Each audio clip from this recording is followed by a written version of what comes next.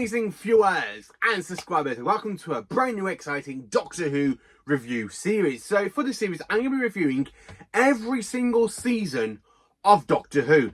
And I'm not going to be doing it in chronological order. So basically, I'm going to be ranking from season 1 down to season 40. Or for those who are that really don't really add on basically Modern Who onto the classic series, I'm going to be reviewing all 26 seasons of Classic Who. Then, of course, the series 1 to 13, and of course, the new season 1. But to me, I call it all as season 1 to season 40. So basically, from William Hartnell to Ncuti Gatwa. And I'm not going to be doing this through season order. I'm going to be mixing it all up. So today, I'm doing a review on season 5. Next Sunday, it'll be a review on a different season.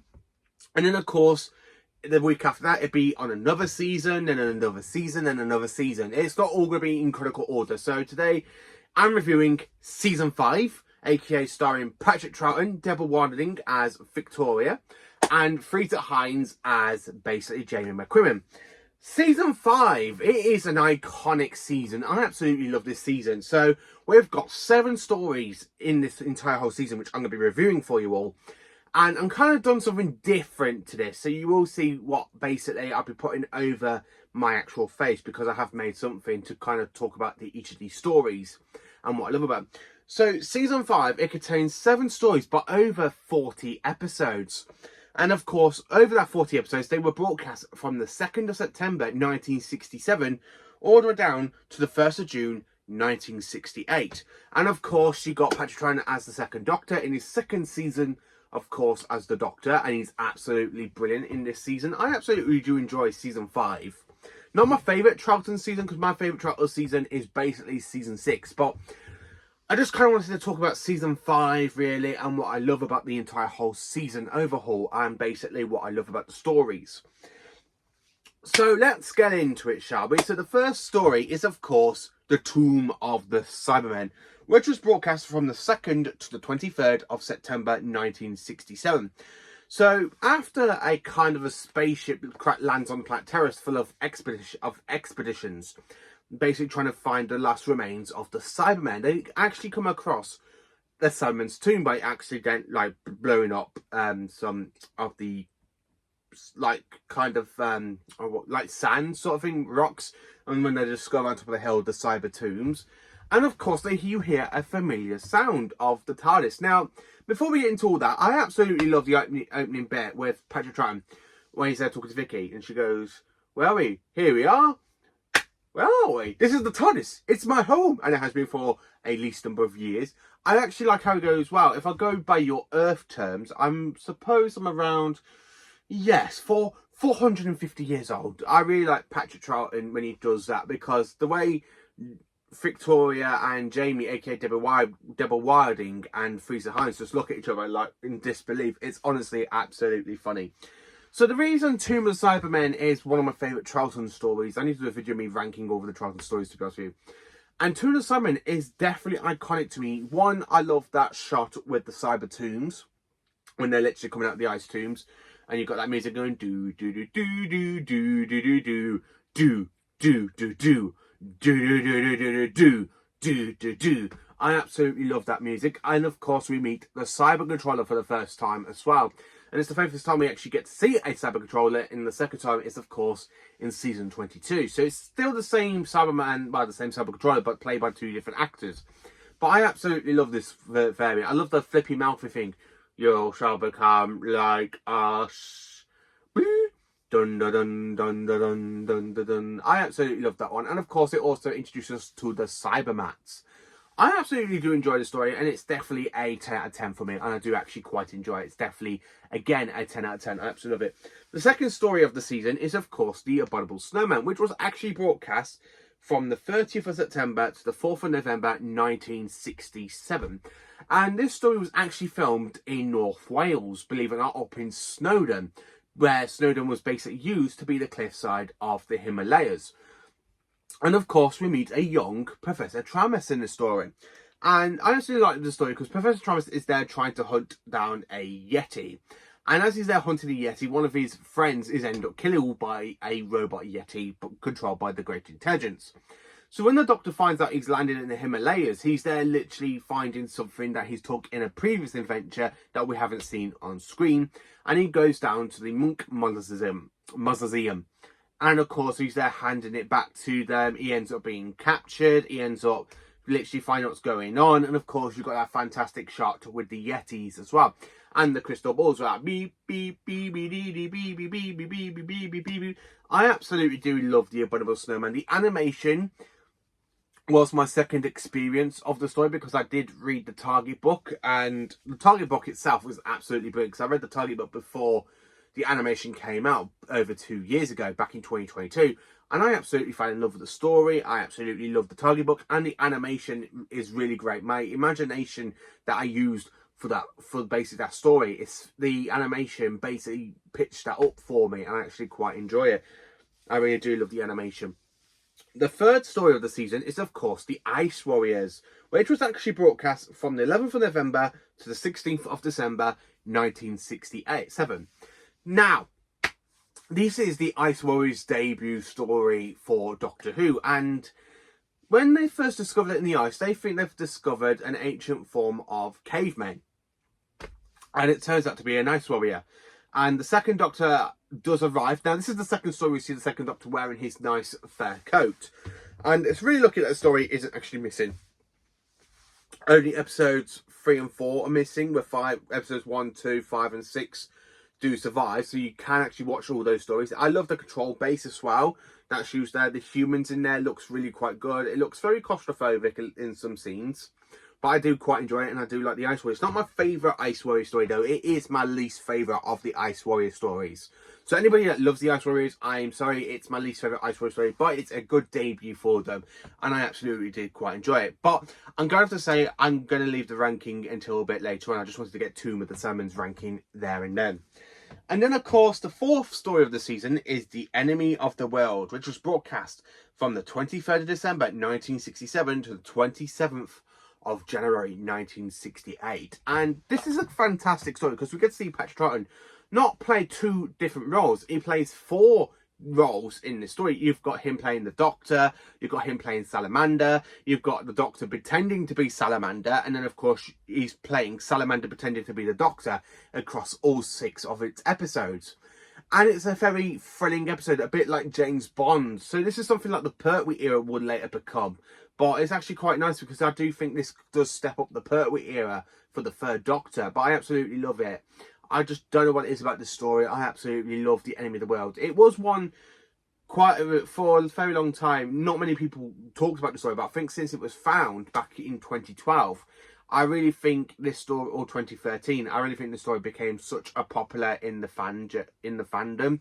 I absolutely do love it. I love the special edition compared to the original version, because the original version I still have on DVD, but I do collect both DVD versions, same as the Target books. If I get the original version, I do get the special editions, and I can tell the difference between the two. And I absolutely love it. I really do love The Enemy of the World. It's such a great story. The 5th story of the season is, of course, The Web of Fear, broadcast from the 3rd of February all the way down to the 9th of March, 1968. Now, this story introduces us to Alistair Gordon Lethbridge-Stewart, aka a Colonel, not the Brigadier, and that isn't until the next season, when the 2nd Doctor and Jamie meet him with Zoe and basically fighting against the Cybermen. So this story, it picks up 30 years after the fantastical story known as the Abominable Snowman. And of course, you've got Professor Tramus back, and of course he's an old man, and he literally handed the Yeti statue basically to this fantastic museum. But the thing is, though, he misplaces the control unit for the Yeti, and it ends up back in the Yeti, and of course it kills the museum person, the person that controls the museum, and he ends up dead.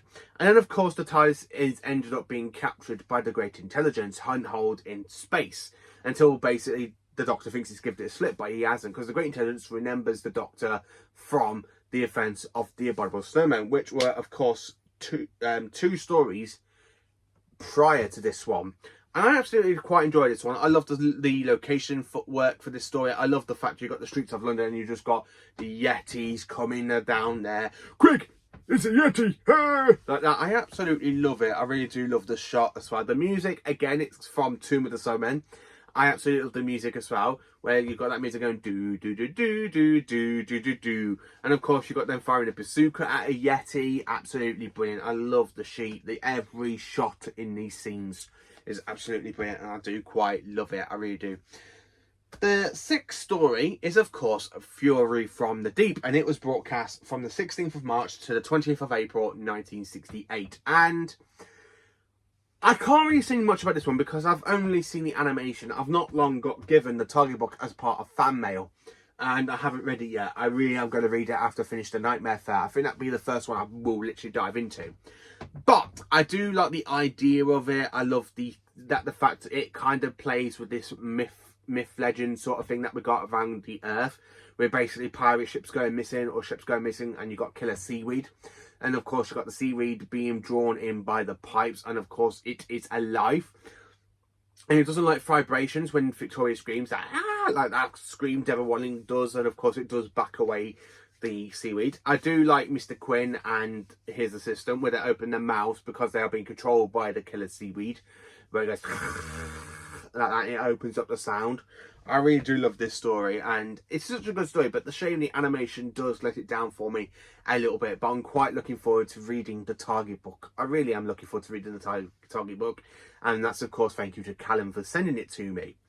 And then, of course, the seventh and penultimate story of the season is The Wheel in Space, broadcast from the 27th of April to the 1st of June 1968, and it's the only story we need to have animated by the BBC to complete season 5.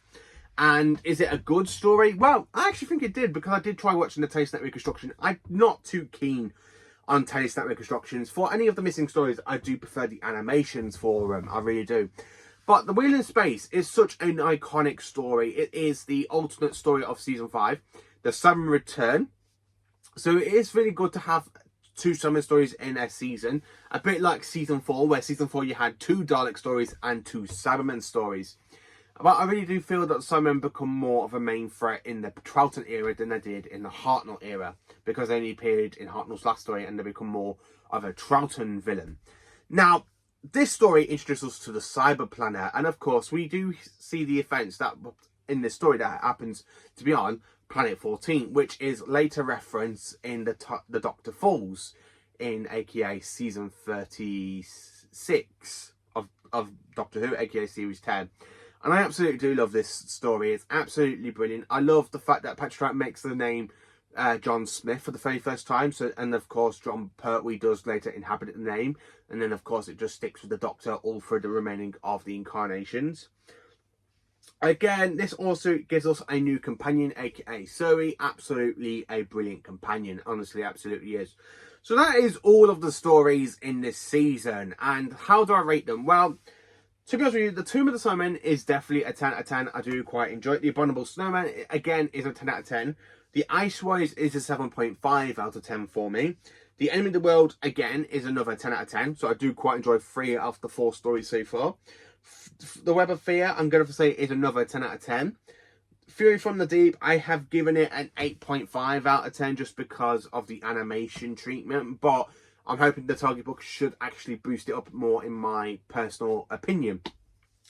And then the final story, aka The Wheel in Space, I had to put this one down as a 7.5 just because I want to see it animated. I don't care for the Taste That Reconstructions, but I do love the storyline that is in this entire whole run. I really do love the storyline of The Wheel in Space. So this is my review on Season 5, talking about the stories and basically what my general thoughts of the season. Well, Season 5, it's a very good season. I do quite enjoy it. I love revisiting this season. It's my least favourite Troughton season after Season 4, and of course Season 6 being my personal favourite Troughton season, because I just love Season 6. Every single one of its stories is fantastic and phenomenal. I absolutely love it. So let me know in the comments, what do you think of Season 5? What is your favourite story from the season? Please do like, subscribe and share, and join me from next Sunday for another Doctor Who season review. And this will be coming out every Sunday from now on until I reach Season 14. Because I really want to give like some seasons another review, like an update and stuff, and some seasons I haven't done a review on. But Season 5, I've just thought, you know what, make it an interesting season for me to jump on the reviews. And I actually do quite enjoy this season. It's absolutely brilliant. And ranking it all in general is definitely a 10 out of 10. I do quite enjoy this season and I absolutely love it. So thank you for watching. Please do like, subscribe and share. And enjoy me for more awesome Doctor Who content.